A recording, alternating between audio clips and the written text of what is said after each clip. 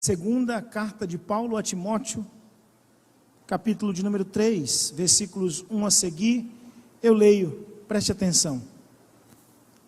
Saiba que nos últimos dias haverá tempos muito difíceis, porque as pessoas só amarão a si mesmas e ao dinheiro, serão arrogantes e orgulhosas, zombarão de Deus, desobedecerão a seus pais e serão ingratas e profanas.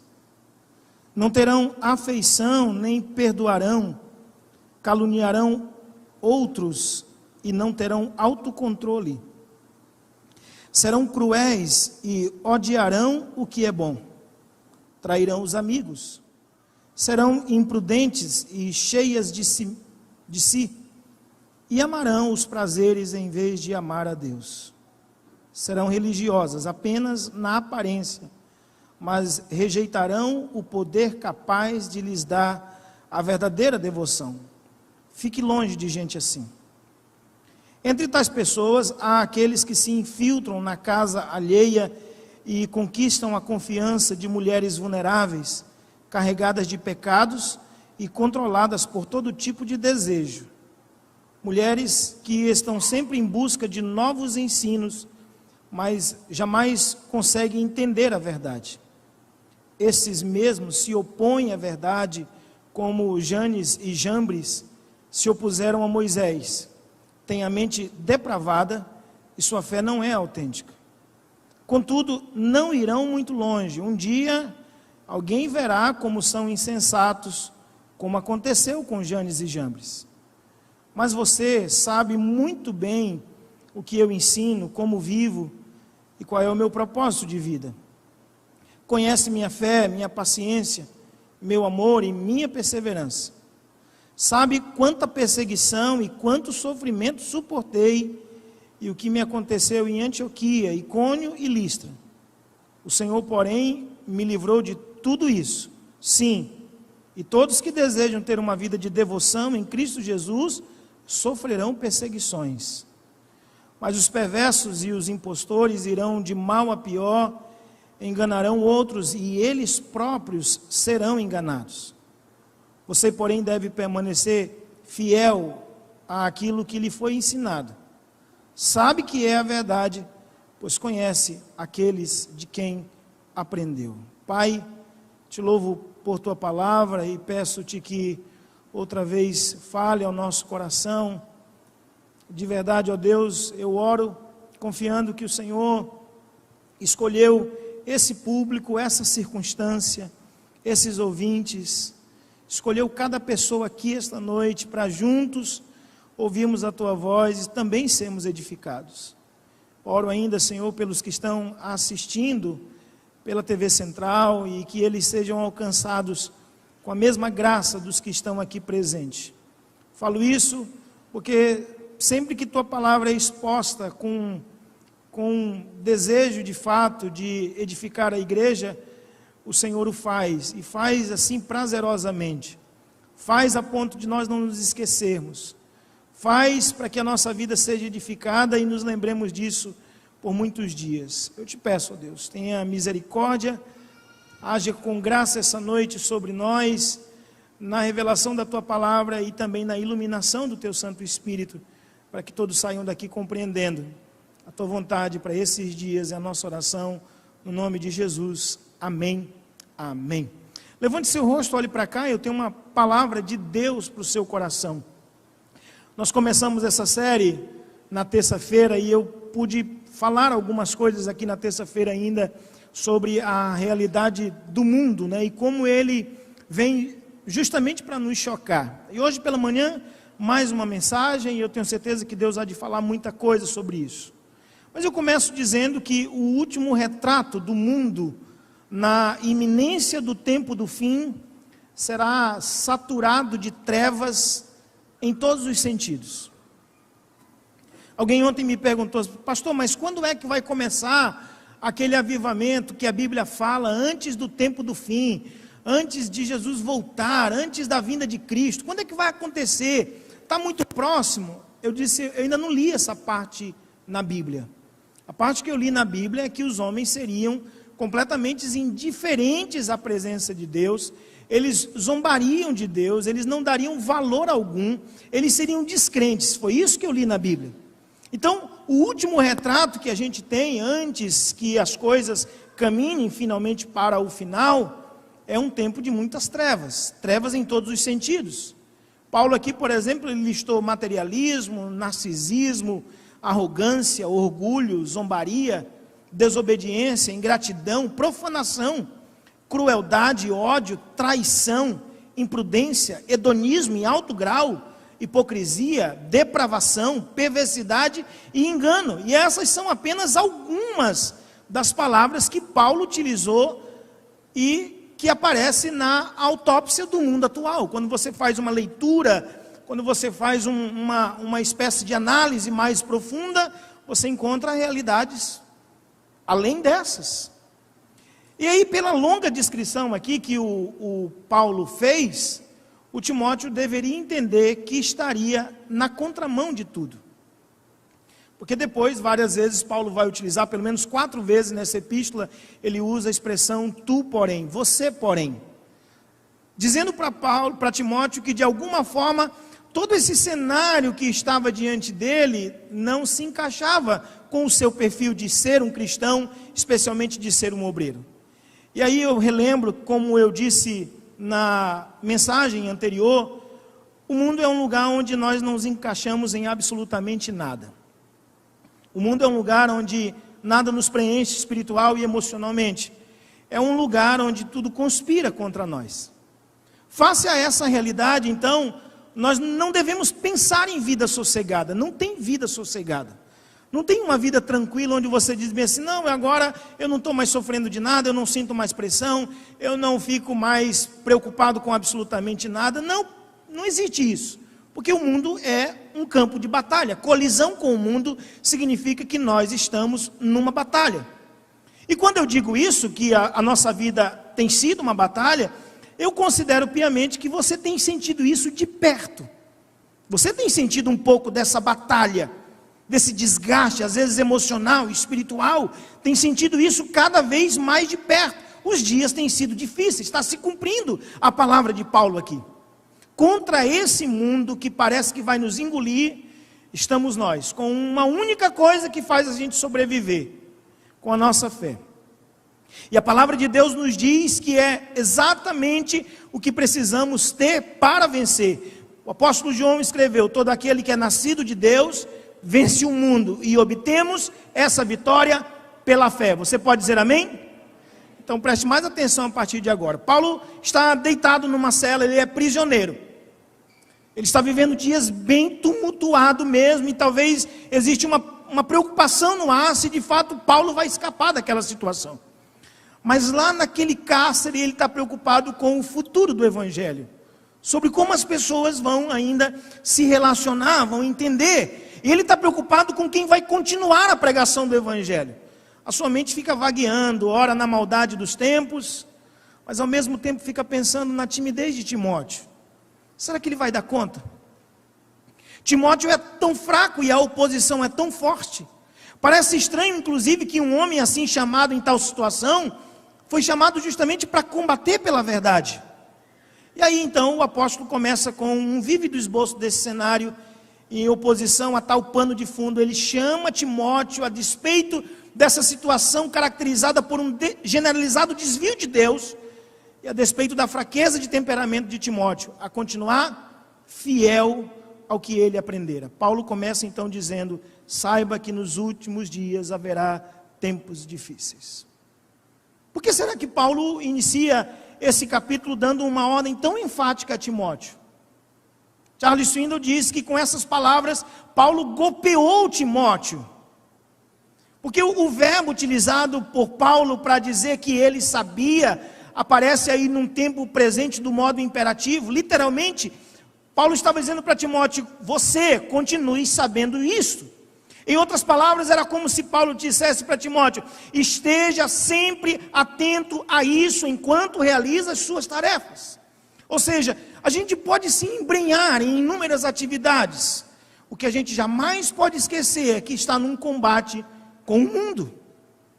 A gente não pode se esquecer disso, e há pessoas que estão se esquecendo disso naturalmente, com muita facilidade até. A gente pode talvez utilizar ou cair na tentação do que foi pregado esta manhã, na distração, que não é fácil também. Então, sabe o que essas palavras significam para nós hoje? Que a oposição à verdade não é uma situação passageira. Que você não pode dizer, bem, agora a minha vida está sossegada porque eu já passei por grandes entraves na minha vida. Que uma vez que você diz bem assim, não, eu já passei por muitas lutas nessa vida, eu não acredito que exista ainda alguma coisa pela qual eu devo passar. Não, a verdade, não, a oposição à verdade não é uma situação passageira, mas é uma característica permanente contra o Evangelho de Cristo. E talvez ele tema aqui, o Paulo, que Timóteo se torne do tipo de cristão super otimista. Aquela esperança de que se ficar um pouco tempo quieto, de repente a tormenta passa. Daqui a pouco, por exemplo, não vão falar nada contra os crentes, a gente não vai se preocupar mais com isso, é só ficar quietinho. Alguém já falou, por exemplo, é só vocês não pregarem sobre pecado. Quando vocês pararem de falar disso, ninguém mais vai perturbar a igreja. Quando vocês não tocarem nesses assuntos melindrosos, então ninguém vai preocupar-se com a igreja, ninguém vai perseguir a igreja. Então a gente fica pensando que se a gente não entra no campo de batalha, se a gente não confronta com o mundo, se a gente não expõe as nossas convicções, a tormenta passa. E isso não é verdade. Porque nós também devemos saber isso, ficando bem conscientes dos perigos e dificuldades que nos assediarão se permanecermos fiéis na verdade do Evangelho. Nesses últimos dias, Paulo acrescenta, haverá tempos difíceis. E a nossa história como cristão confirma isso. Quando a gente colocou o nosso barco para navegar nas águas de Deus, não nos foi dito que esperássemos uma travessia do tipo serena e calma. O nosso barco muitas vezes foi golpeado pelas tormentas e tempestades e até mesmo furacões. Paulo chama esses períodos aqui de tempos muito difíceis. Por incrível que pareça, a palavra que Paulo utiliza para dizer que o tempo era difícil, só aparece 2 vezes na Bíblia, aqui e no outro episódio, quando Jesus enfrentou os endemoniados gadarenos. Quando a palavra de Deus nos diz que ninguém passava por determinado lugar porque aqueles endemoniados atacavam de forma selvagem. Quando Paulo fala de tempo difícil, ele relembra aquela situação de Cristo, enfrentando demônios, enfrentando potestades, enfrentando legiões, enfrentando quase que uma destruição que acontecia exatamente porque os demônios estavam sob o governo daquele homem. Isso descreve exatamente o nosso tempo. Dias dolorosos e perigosos, difíceis de suportar, difíceis de serem enfrentados. Depois de relatar a dureza, então, desses últimos dias, Paulo diz para Timóteo, você, porém, deve permanecer fiel àquilo que lhe foi confiado, contra tudo e contra todos. E aí eu tenho certeza que na sua mente agora veio uma pergunta, como é que eu consigo, pastor, permanecer fiel? Como é que eu consigo vencer esse mundo? Como é que eu consigo permanecer fiel? Como é que eu perduro na fé? Como é que eu continuo, mesmo com o mundo contra nós? Como é que eu venço as sutilezas do mundo? Como é que eu resisto ao mundo? Como é que eu venço na colisão com o mundo? Como?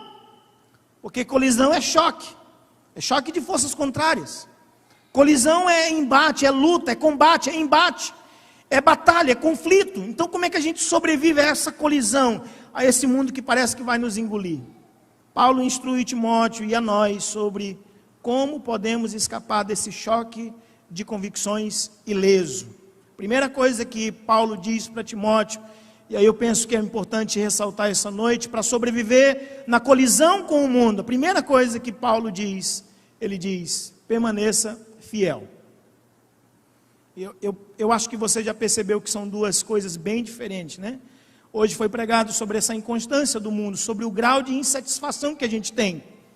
A gente não está satisfeito com absolutamente nada, não estamos contentes.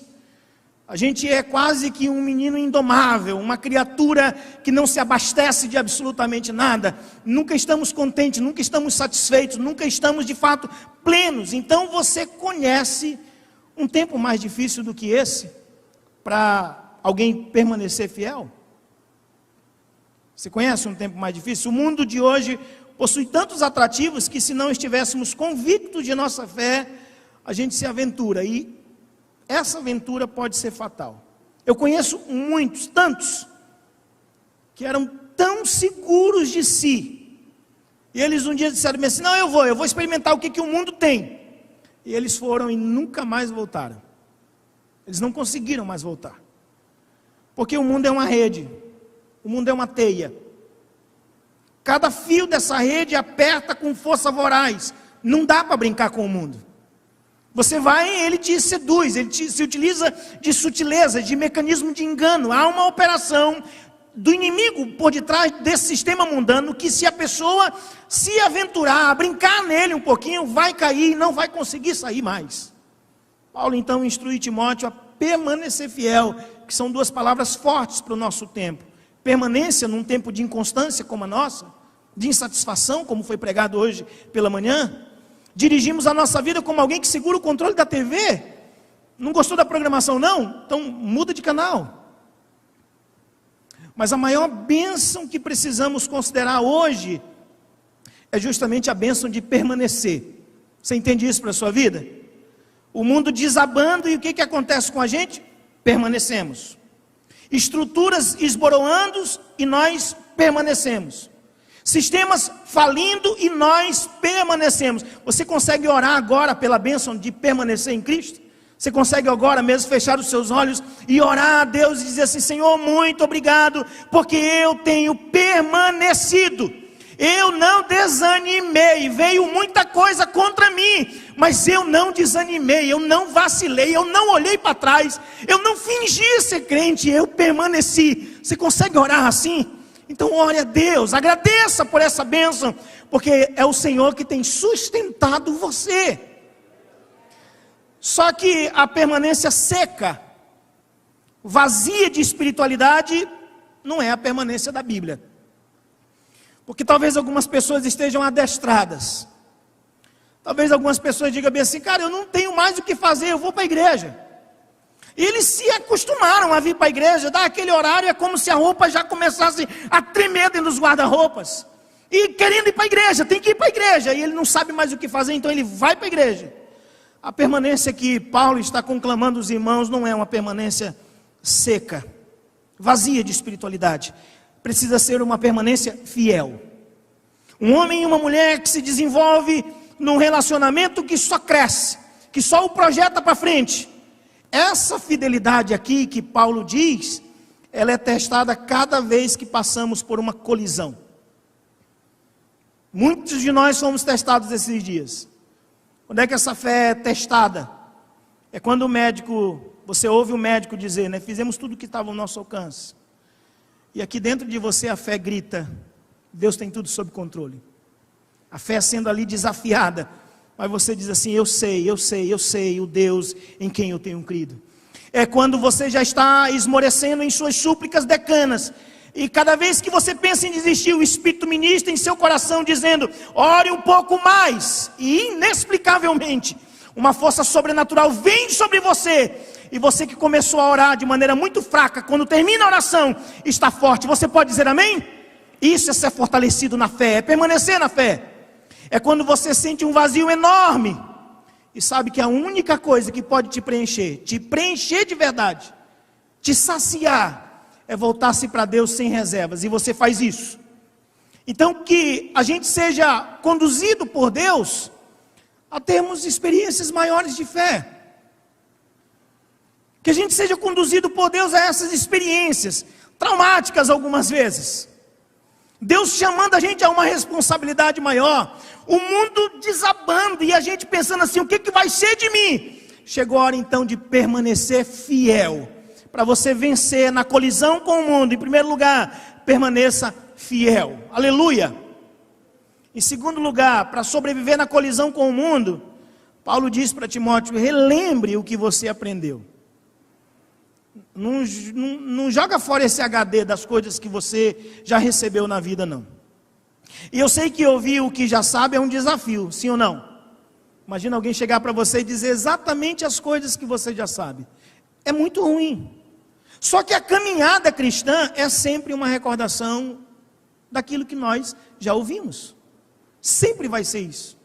Sempre alguém vai estar lembrando você de algo que você já ouviu uma vez. Você já ouviu uma palavra como essa? Então, o Paulo está escrevendo para Timóteo: você sabe muito bem o que eu ensino, como eu vivo, qual é o meu propósito de vida, conhece minha fé, minha paciência, meu amor e minha perseverança. Desde a infância lhe foram confiadas as Sagradas Escrituras, que lhe deram sabedoria para receber a salvação que vem pela fé em Cristo Jesus. E minha pergunta é: você tem uma herança cristã firme? Tem gente aqui que se encontrou com Cristo quando ainda era uma criança, está há anos no caminho para o céu. Sabe o que você tem que fazer? Refazer os passos ao lugar em que a fundação da verdade foi colocada. Volte em sua mente a qualquer influência positiva que você teve, seus pais, seus avós, seu professor, um pastor, um mentor. Lembre-se das coisas que foram ensinadas para você. Reveja a vida das pessoas que foram modelo de verdade para você, que foram exemplos de verdade, de verdadeira piedade. Talvez algum vai dizer bem assim: pastor, mas eu não nasci numa família cristã, eu não tenho nada para relembrar sobre o que é ser um cristão fiel em uma colisão com o mundo. Então o que eu faço? Eu anotei algumas coisas. Primeiro, deixa o Espírito Santo preencher o vazio do seu coração. Ele vai criar sede no seu coração para você aprender mais. Você entende isso para a sua vida? Diga amém. Ele vai te dar essa sede. Você vai receber um pouquinho de palavra e ele vai dar mais sede, mais vontade de aprender. Segunda coisa, preocupe-se com esse vazio. Você sente quando falta algo. Então preocupe-se com isso. Pastor, minha vida não está bem. Fique preocupado com isso. Corra atrás de preencher esse vazio. Deus pode preencher esse vazio. Em terceiro lugar, fique perto de quem te inspira. Alguns dias atrás um irmão me disse assim: pastor, eu vou congregar aqui, só que eu vou colar em ti. Eu falei: é disso que a gente precisa. Se você acredita que pode aprender com outras pessoas, faça isso. Cole em alguém para aprender cada vez mais. E em quarto lugar, eu diria: tem sempre alguém ensinando. Sempre tem alguém ensinando, seja bem ou mal. Você precisa aprender para ter o que lembrar de Deus. Você pode dizer amém? Feito tudo isso, sabe o que você tem que fazer? Continuar, prosseguir, olhar para frente e para o alto e vai, continua. Você precisa sobreviver a essa colisão com o mundo. Você pode dizer glória a Deus? Em terceiro e último lugar, eu caminho para o final dessa palavra. Para sobreviver na colisão com o mundo, eu diria: apegue-se à verdade. Paulo disse: você sabe a verdade, Timóteo.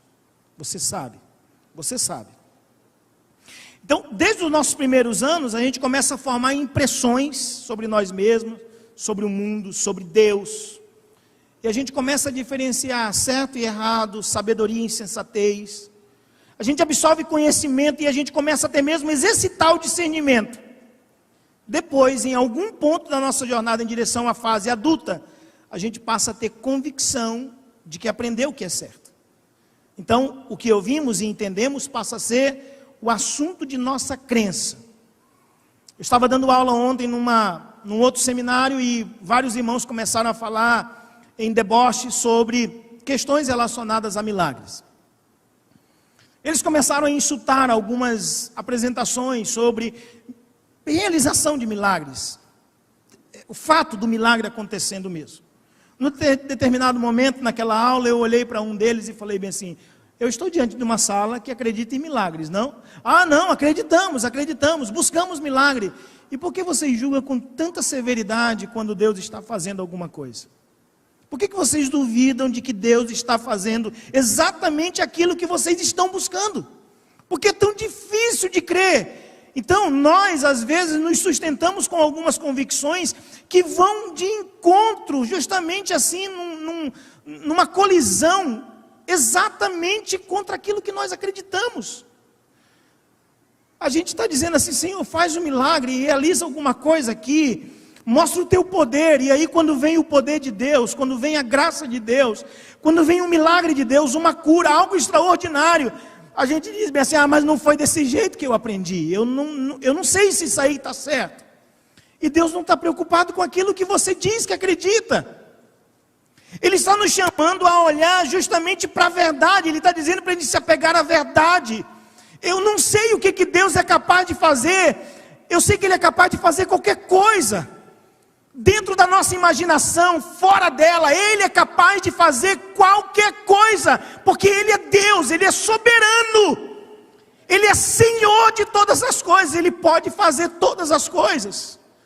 Então não tem como eu dizer, isso aqui não é de Deus, não tem como eu dizer, não é assim que Deus faz, porque Ele faz, e faz muito além do que a gente pede ou pensa. Ele está além da nossa imaginação. Às vezes a gente está nesse emaranhado, nessas dúvidas cruéis, justamente porque a gente não sabe mais o que crer. E aí surgem algumas reflexões. Primeiro, você sabe mesmo no que acredita? Quando você é colocado à prova, você sabe no que acredita? Segundo, você consegue defender isso diante de várias pessoas que não são cristãs? Quando você tem de falar de Jesus, que Ele morreu numa cruz, que Ele ressuscitou ao terceiro dia, e que Ele foi assunto aos céus, você fala disso com convicção, ou fala com medo de alguém dizer bem assim, bem, há controvérsias sobre essa ressurreição. Bem, se Ele foi para o céu, não é a verdade que o mundo diz. Você treme quando você passa por uma contestação da sua fé? Terceiro, as suas convicções estão tão firmes, que quando você é em inferioridade numérica, você não se entrega? Vamos supor que você está no meio de um grupão, que não acredita mais na pessoa bendita de Jesus. Você continua dizendo, eu creio em Jesus? Ou você diz assim, pode ser verdade o que você está dizendo. Em último lugar, suas convicções são firmes o bastante para mantê-lo sob controle?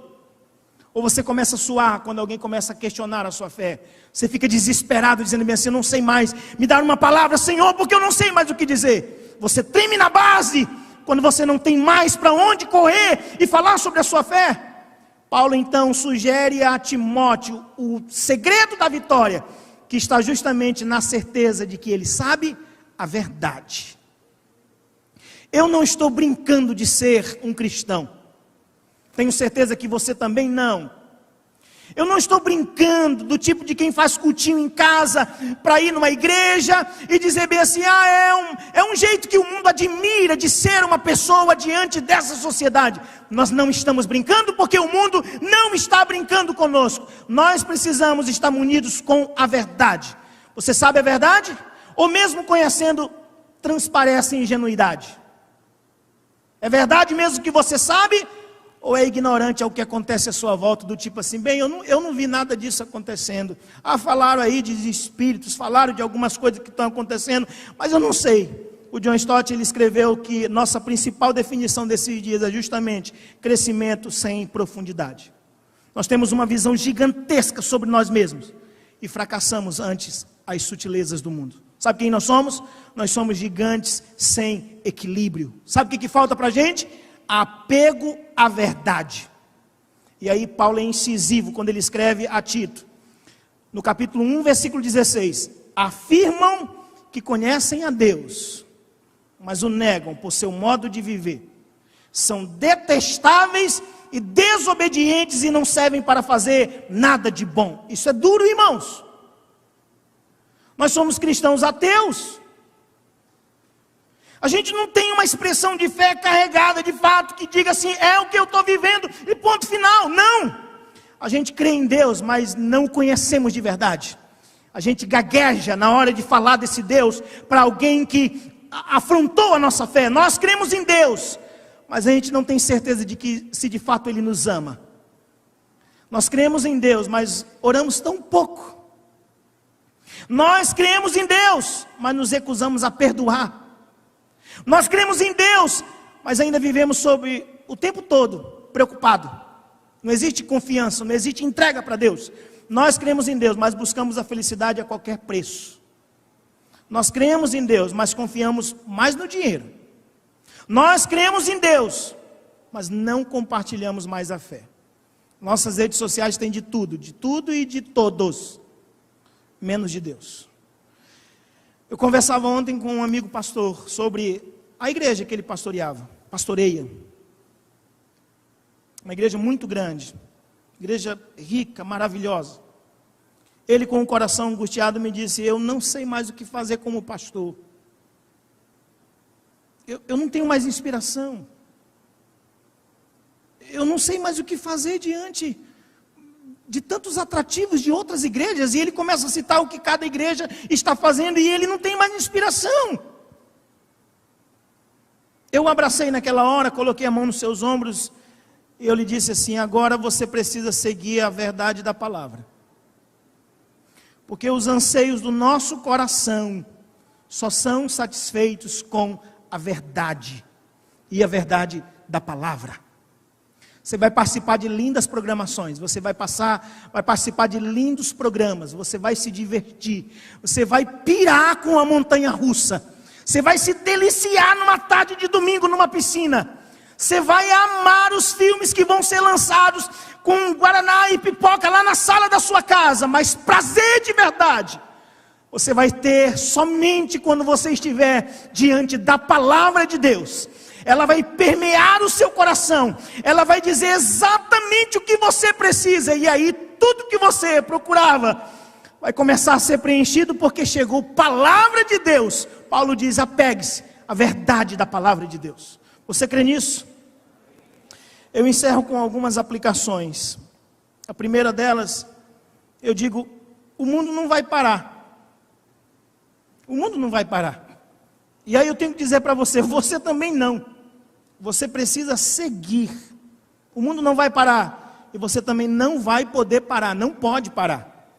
Haverá estímulos para você desistir.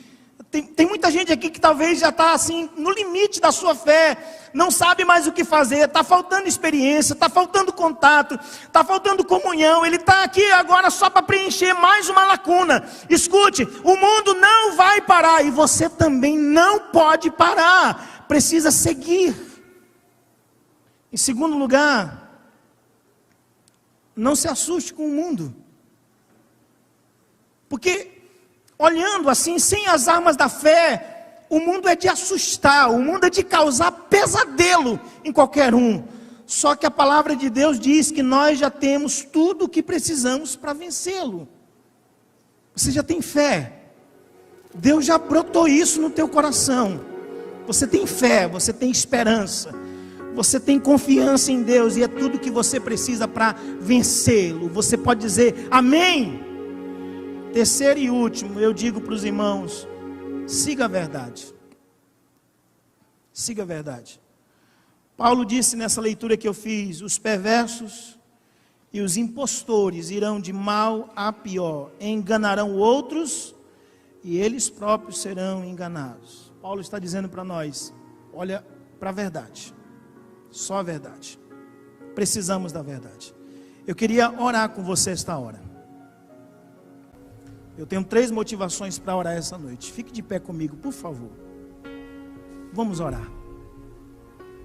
Vamos falar com Deus. Vamos ver o que Deus tem ainda para ministrar o nosso coração. Você acredita no poder da oração? Diga amém. Acredita que algumas coisas acontecem quando a gente ora?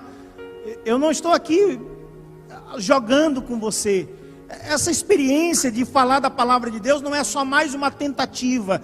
Nós estamos construindo algo sólido. Nós estamos buscando algo profundo, algo firme mesmo. Estamos procurando um equilíbrio na nossa jornada com Deus. Eu tenho certeza que você está recebendo tudo isso, está entendendo tudo isso. Ore comigo, por favor. Pai, nós estamos outra vez nesta casa, nesta igreja, nesse lugar aqui de comunhão, nesse lugar onde o Senhor fala, nesse lugar onde a gente pode, de fato, ouvir a Tua voz e sermos edificados por Ti. Eu tenho 3 orações, Pai, a fazer ao Senhor esta noite. A primeira, eu, de verdade, olho para o Senhor, eu digo: por favor, nos guie a verdade, nos guie.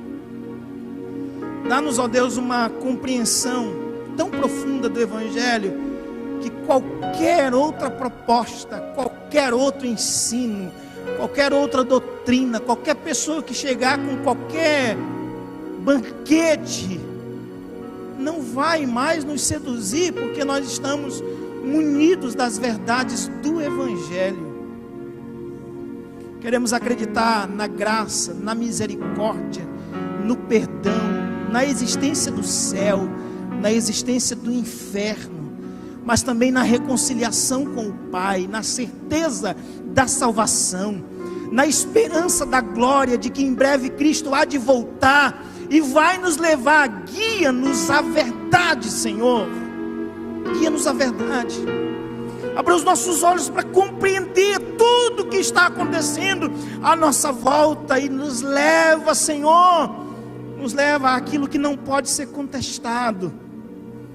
Leva-nos, Senhor, à verdade da Tua palavra, leva-nos à verdade da Tua pessoa, leva-nos a receber a verdade em nosso coração como fruto da revelação, da iluminação do Teu Santo Espírito. Guia-nos na Tua verdade. Em segundo lugar, Senhor, ajude-nos a recordar de Tuas palavras, que são vida para a nossa vida. Ajude-nos a recordar de cada uma das palavras, quando a gente estiver diante de um cenário preocupado, sem saber o que fazer, ouvir a voz de Jesus dizendo-me assim: vocês valem muito mais do que muitos pardais, vocês valem mais do que os lírios, vocês valem mais do que vestem, vocês valem mais do que qualquer coisa, porque o Pai Celestial cuida de vocês. Quando nós estivermos, ó Deus, com as nossas enfermidades, com os nossos traumas, que a gente ouça a Tua voz dizendo: eu sou o Senhor que te curo.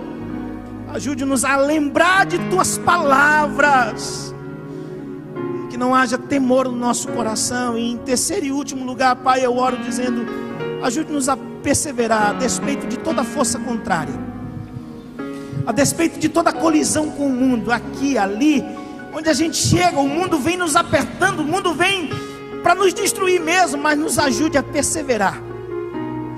Vai ter hora que parece que o mundo está ganhando, vai ter hora que parece que a gente não está conseguindo, vai ter dia que parece que a gente não avançou nem um passo, vai ter dia que a gente não conseguiu adiantar absolutamente nada, mas nos ajude a perseverar. Ajude-nos a manter uma fé que também se expressa na quietude. Ajude-nos a mantermos a confiança no Senhor. Hoje eu não me movo, mas eu sei que é só o jeito de Deus trabalhar na minha vida, e amanhã eu volto a movimentar. Eu estou vivo, eu só não posso dar um passo para trás. Ajude-nos a perseverar em nossa fé. Eu oro, Pai, por cada um dos Teus filhos que aqui estão agora, e que eles sejam sustentados pelas Tuas poderosas mãos. Caminhar, alguns deles já não conseguem. Correr, alguns também não. Ó Deus, então que a Tua mão nos tome agora e nos force a sair do lugar em que estamos. Se existe alguém aqui resistente, Pai, à Tua palavra, que essa resistência hoje caia por terra e haja uma promoção de crescimento espiritual na vida dessa igreja.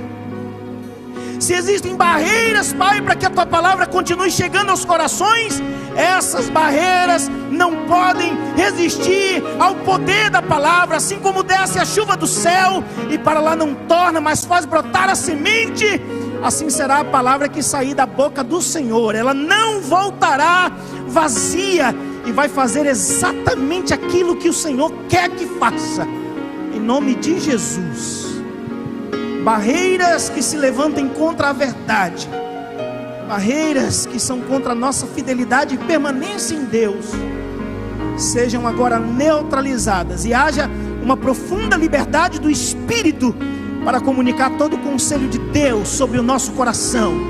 Haja edificação essa noite, haja uma profunda, ó Deus, inclinação às coisas do Espírito Santo, e que Teu Espírito ministre ainda mais poderosamente sobre nossas vidas. É a nossa oração em nome de Jesus, em nome de Jesus. Amém, amém.